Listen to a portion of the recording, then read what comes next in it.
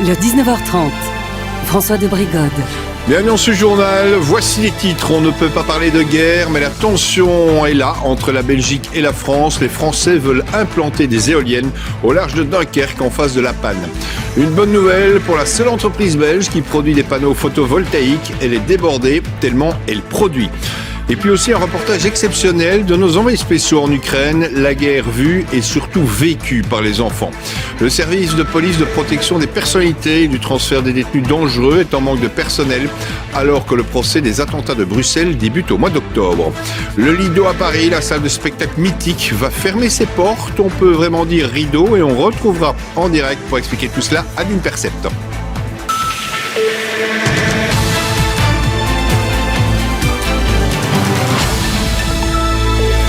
Bonsoir à toutes, bonsoir à tous. Il y a de l'électricité dans l'air entre la Belgique et la France. En cause, un projet de parc éolien offshore en mer du Nord, au large de Dunkerque, c'est-à-dire juste à quelques encablures de la panne et donc de la Belgique. Ce projet devra aboutir d'ici 2027, mais les autorités belges ne l'entendent pas vraiment de cette oreille. Reportage Antoine Dave et Rachel Crivelaro sur place. Au large de Dunkerque, il y a la mer, il y a le ciel et en 2027, une forêt d'éoliennes censée surgir des eaux. Mais à près d'une petite station balnéaire toute proche, la perspective n'enchante pas tout le monde.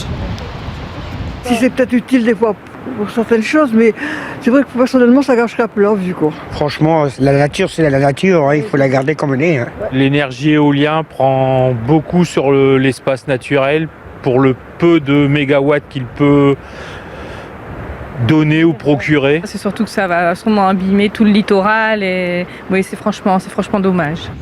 La France prévoit d'installer un parc éolien de 50 km² à une dizaine de kilomètres au large de Dunkerque. 46 mâts de près de 300 mètres de hauteur, l'équivalent de la Tour Eiffel. Problème, le parc serait alors situé à 11 km de la côte belge. De l'autre côté de la frontière, Eliane s'inquiète. À la panne des éoliennes sur la ligne d'horizon, cela risque de faire fuir les touristes.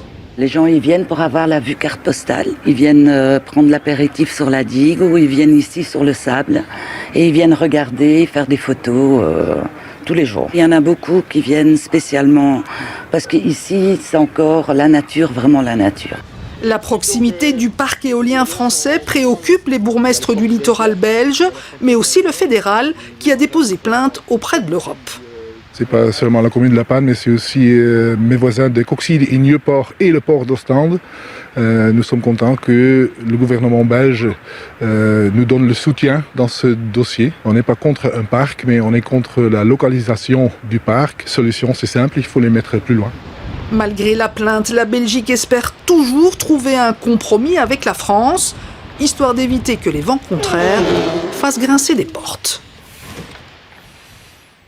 Face à la hausse du coût de l'électricité, vous êtes de plus en plus nombreux à vouloir installer des panneaux photovoltaïques chez vous et les délais pour les obtenir sont de plus en plus longs. Nous sommes allés chez l'unique producteur de panneaux en Belgique. Il est à Sommeuse, en province de Namur. Vous allez voir que la cadence de travail a rarement été aussi forte et que leurs commandes ont explosé. C'est en fait une bonne nouvelle pour l'entreprise. Benoît Raymond, Joyce Boulouk et David Brichard. Chaque semaine, sortent de cette ligne de production 650 panneaux photovoltaïques. C'est 2 fois plus que l'année dernière. Pour suivre la demande, l'entreprise n'a pas eu d'autre choix que d'augmenter la cadence de fabrication.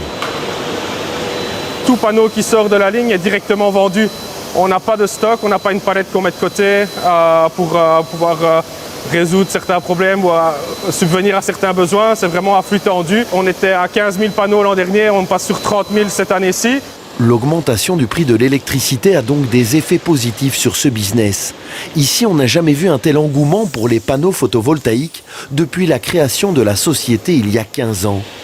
Les carnets de commandes sont complets et les délais sont très très longs. Donc ici on a la commande brasseur, ça part demain. On a des délais affolants qui sont proches d'1 an maintenant. Voilà, les contrats signés sont pour avril 2023. Ce qui commence à devenir vraiment compliqué. Les gens ne sont pas toujours contents, mais voilà, on ne peut pas faire autrement. On est vraiment au maximum de ce qu'on peut faire aujourd'hui dans notre production. Société Vossels, bonjour. Pour l'instant, madame, nous ne faisons plus d'offres car la demande est trop forte. Au standard téléphonique, Laurence passe ses journées à décliner les demandes de devis de potentiels clients. C'est la folie, le téléphone sonne tout le temps, ça explose. Voilà, on a une 50aine d'appels par jour, il faut gérer les appels. On reçoit beaucoup de messages par mail aussi, beaucoup de demandes par mail, donc voilà, c'est vraiment la folie pour l'instant.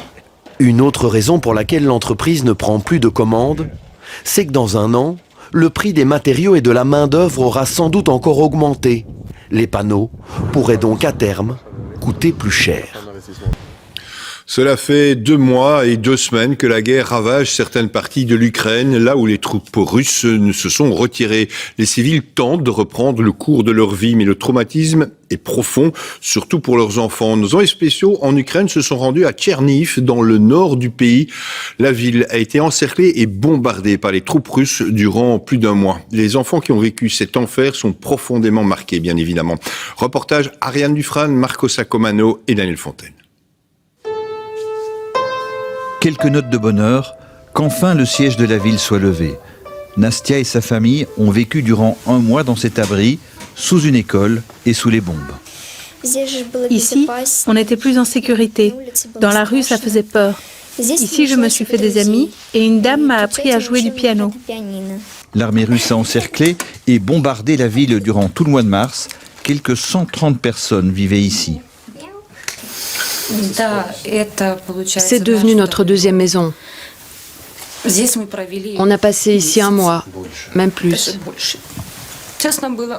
À vrai dire, c'était très difficile, surtout pour les enfants.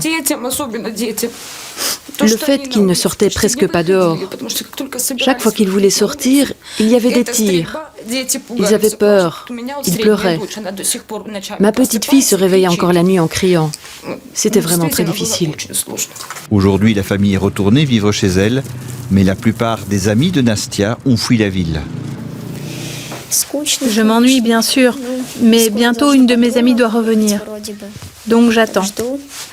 J'espère que la guerre va bientôt se terminer, que mes amis reviendront, que je les revoie le plus vite possible, ainsi que le reste de ma famille.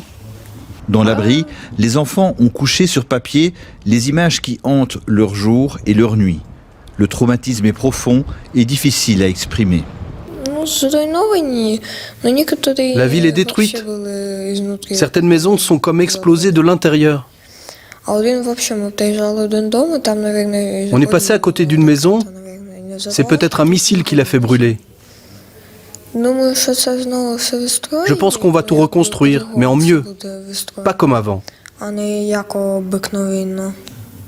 J'espère que nous allons gagner.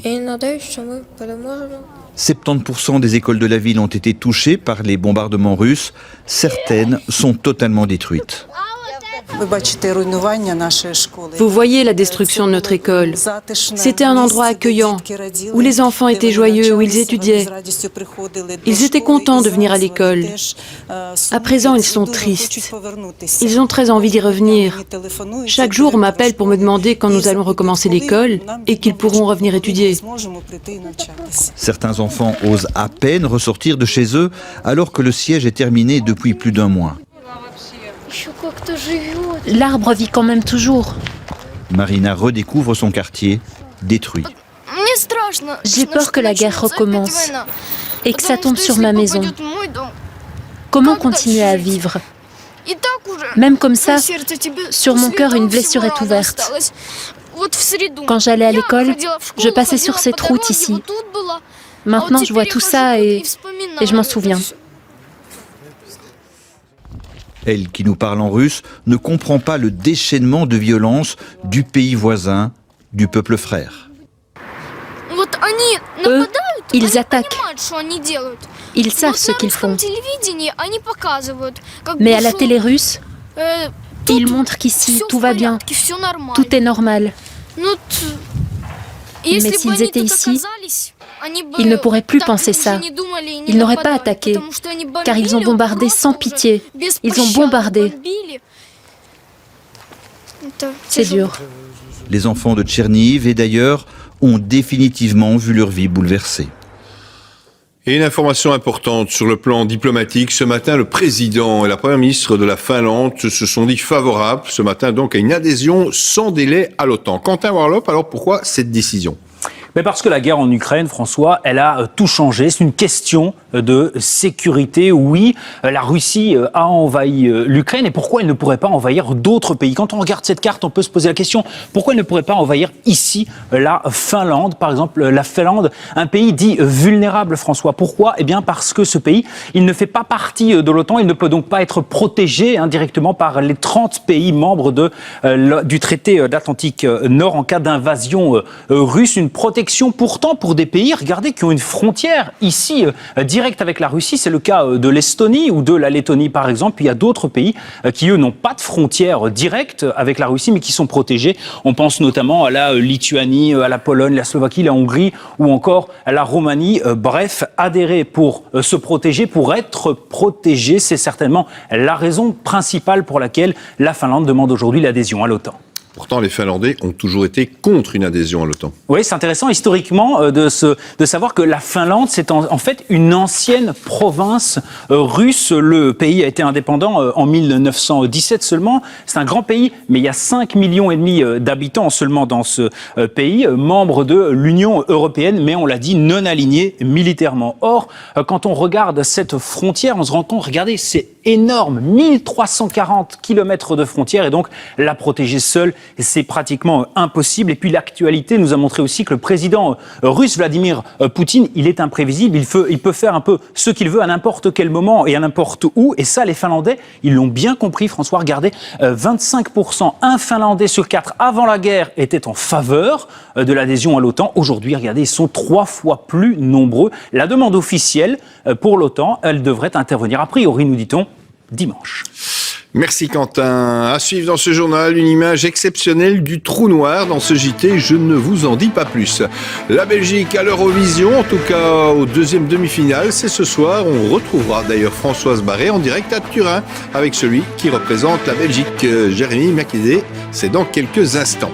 L'invité de jeudi en prime, un homme neuf en politique, c'est Ivan Verhoekstraat, manager de l'année en 2019, ancien patron de Medi-Market. Il a choisi la politique et les engagés. On ira à sa rencontre, donc, dans quelques instants, dans Jeudi en prime.